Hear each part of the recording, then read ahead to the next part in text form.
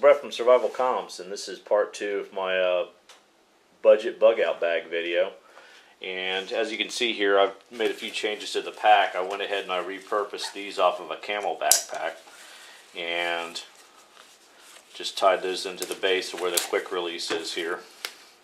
You can see they fit in there just fine. So if you have any old camelbacks laying around that you're getting rid of, always make sure you repurpose all the buckles, pull all the buckles and straps and everything off of it before you dispose of the carrier itself. One change I did make to the loadout since the last video is was using this pocket tarp before, which is a useful piece of equipment for sure, but it wasn't very soft. So what I found that I had laying around was I had one of these older Thermarest ultralight sleeping pads, which you can get these for like 35 bucks on eBay. And what I do is I just fold it up the same way as the other one, and I made myself a little envelope out of nylon and holds it in there, and this weighs the exact same amount as the pocket tarp, and it gives me an insulated pad to use, and also it'll provide insulation in my shelter system for my backside.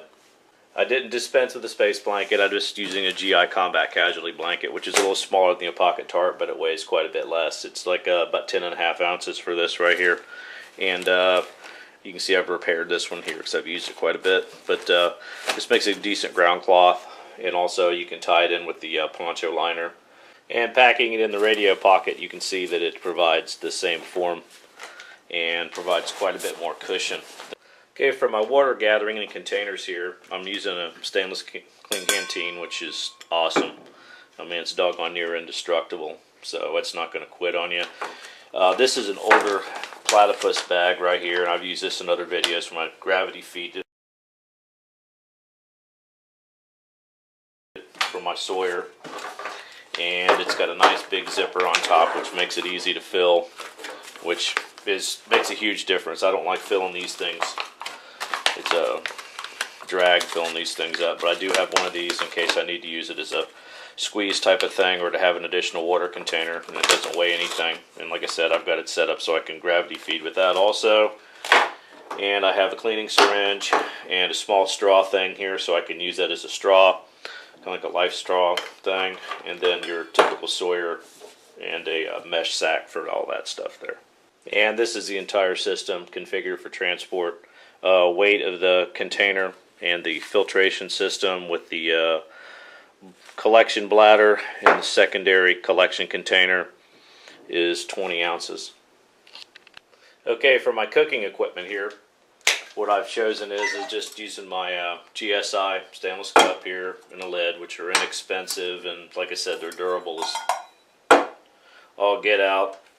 I've got my little bail kit I made out of stainless steel cable, which you can see my video on that if you're interested.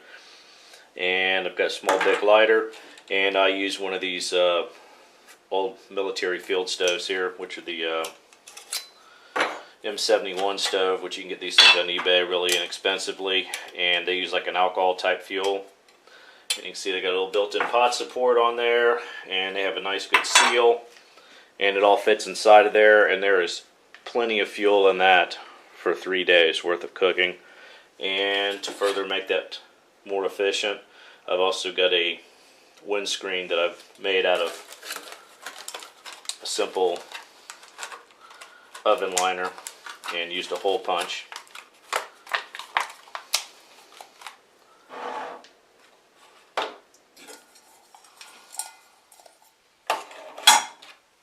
And everything goes inside of a small stuff sack here, and the Ziploc I use to contain the stove itself within the stainless steel pot, so it won't contaminate the inside of the pot.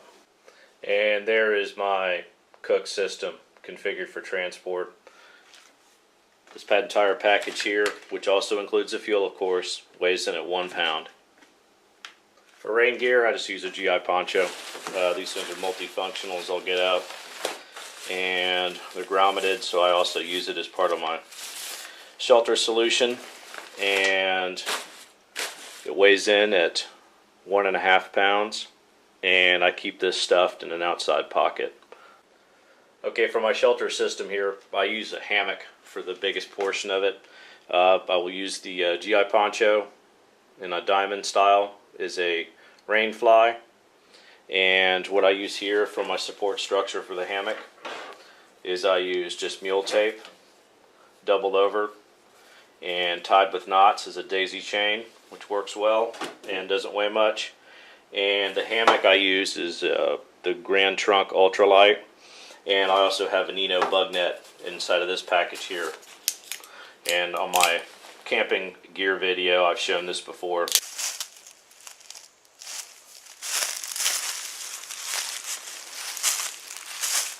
Now the bag I've made has carabiners at either end. That deploys the hammock and the insect net at the same time.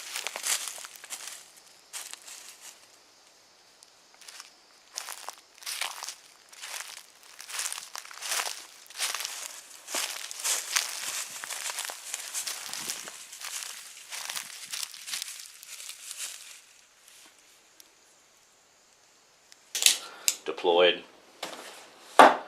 And I have a small stuff sack that holds all my cordage and stuff, and I carry a big section of bank line, and this is my ridge line, which is a parachute cord. And then I also have my stakes here, which I have pre-rigged with bank line. And here's the entire hammock system, package for transport. Weight is 2.75 pounds. Okay, tool complement wise, we have a Bugout Laplander, which is a great saw, and that will ride in my pack. And then on my body, I have my tool pouch here that I made, and then I have my LT Wright Genesis, and my ferro rod I made, and my sheath I made. So I've got a lot of what I really need on or about my body rather than inside the pack. So if I'm separated from my pack, I'm not separated from all of my tools.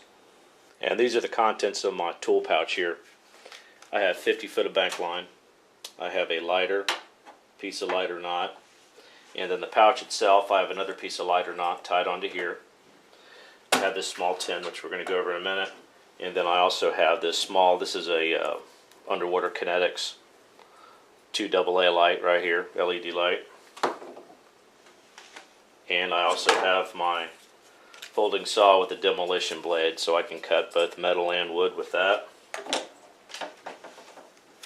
Okay, and in my little tin I carry in that belt pouch, I've got a repair kit here with some Kevlar cordage, some thread, a sail needle, 3 other small needles, safety pins, rubber bands, and I also have 4 nylon wire ties, P38 can opener, a whistle, a handcuff key, a small backup light, small base plate compass. This is a small sharpening stone right here.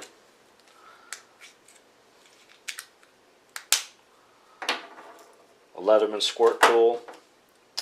This is 12 feet of Gorilla Tape wrapped around an old hotel key card cut down. Small signal mirror, and an extremely basic fishing kit. And this is my fire starting kit for the little belt kit here. I have a small Bic lighter. I have 2 Vaseline cotton balls, which I've got a video on how I make those. And I have some charred terry cloth. I have a Fresnel lens right here. I have a military mag bar. I have a small ferro rod, and then the tin. And configured for transport, the Bugout Laplander weighs 7 ounces.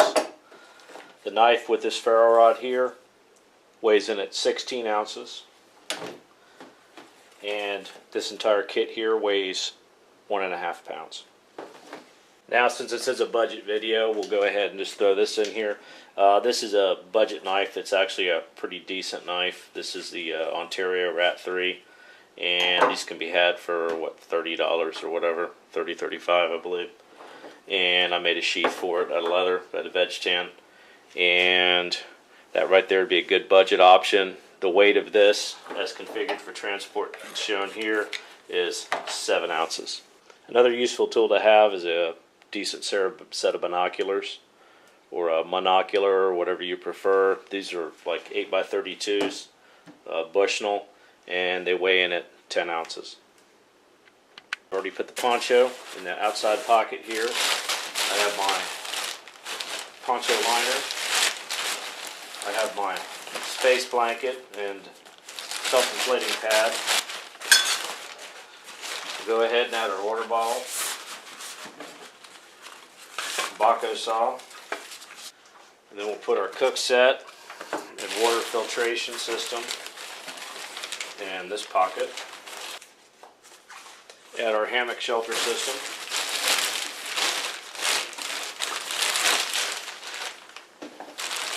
One set of binoculars.